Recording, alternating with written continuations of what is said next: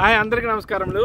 ఈ వీడియోలో నేను కార్ లోన్ తీసుకునేటప్పుడు 12% ఇంట్రెస్ట్ రేట్ కి కారు సైన్ చేయడానికి వెళ్తూ ఉన్నప్పుడు నా ఫ్రెండ్ శ్రీనివాసరావు సిఏ అతను ఒక ఇచ్చిన సలహా వలన నాకు మా బ్రదర్ రాజీవ్ గోపు సైన్ చేయడం వలన ఇంట్రెస్ట్ రేట్ అనేది చాలా తగ్గింది।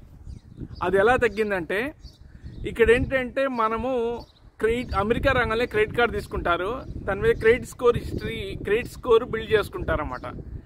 క్రెడిట్ స్కోరు తక్కువ ఉందనుకోండి, అప్పుడు మనకి ఇంట్రెస్ట్ రేటు 12%, 18% వరకు వెళ్తాయి అన్నమాట।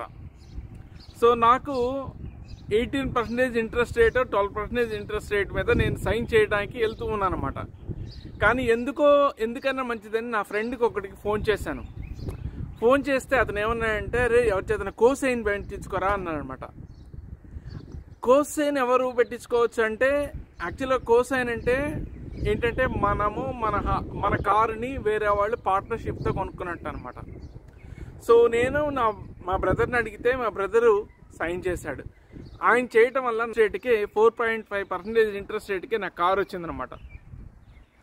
సో ఇక్కడ నాకు అర్థమైంది ఏంటంటే, మనము కోసైన్ చేసుకుంటే, తెలిసిన వాళ్ళ చేత కోసైన్ చేయించుకుంటే మనకి ఇంట్రెస్ట్ రేట్ తగ్గుతుంది। సో ఇప్పుడు నేను ఒక జాగ్రత్త చెప్పాలనుకుంటున్నాను।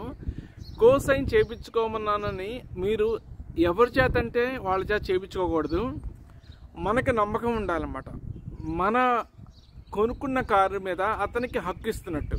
సో మనకి ఏమీ కాదు అంటే నమ్మకం ఉంటేనే వాళ్ళ చేత సైన్ చేయించుకోవాలి, అంతేగాని ఎవరు పెడితే వాళ్ళ చేత సైన్ చేసే వాళ్ళకి ప్రాబ్లం ఉండదు మనకి, ఎందుకంటే మన ప్రాపర్టీలోకి వాళ్ళు వస్తున్నారు కాబట్టి వాళ్ళకేం ప్రాబ్లం ఉండదు। అందువల్ల మన ప్రాపర్టీలోకి మనం డబ్బులు పెట్టి వేరే వాళ్ళకి దాంట్లో పార్ట్నర్షిప్ ఇస్తున్నట్టు అనమాట। సో అందువలన మీరు కోసైన్ చేయించుకోమన్నామని చెప్పేసి ఎవరి చేత అంటే వాళ్ళ చేత చేయించుకోవద్దు, నమ్మకం ఉన్న వాళ్ళ చేత సైన్ చేయించుకోవాలి। Subscribe to USA Guru. చాలా మంది అనుకుంటారు, అరే అమెరికా వెళ్ళాడు వాడు కారు కొన్నాడులే అనుకుంటారు, లేకపోతే ఇల్లు కొన్నారు అనుకుంటారు। నేను యాక్చువల్గా అమెరికాలో కారు లేకుండా పని జరగదండి, 1% పని కూడా జరగదు అనమాట। ఇక్కడి నుంచి మీ ఫ్రెండ్కి వెళ్ళాలంటే కారులోనే వెళ్ళాలన్నమాట। సో కారు కొనటం అనేది ఒక పెద్ద గొప్ప విషయంగా అనుకోకూడదు। నెక్స్ట్ చాలామంది సాఫ్ట్వేర్ ఇంజనీర్స్ 10 లక్షలు పెట్టి ఇల్లు కొనుక్కున్నారని, ఇక్కడ నేను అర్థం ఈ కారు లోన్లు అనేవి లేకపోతే హౌస్ లోన్లు అనేవి మనం 3 సంవత్సరాలు లేకపోతే 2 సంవత్సరాలు జాబ్ చేస్తే మనకి వస్తున్నటువంటి ఇన్కమ్ని బేస్ చేసుకొని మనకి ఇస్తున్నట్టే, ఆ మొత్తం వాడి సంపాదన కాదు, దానికి తీర్చాల్సిన బాధ్యత కూడా అతని మీద ఉంది। అది ప్రతి ఒక్కరూ గమనించాలి।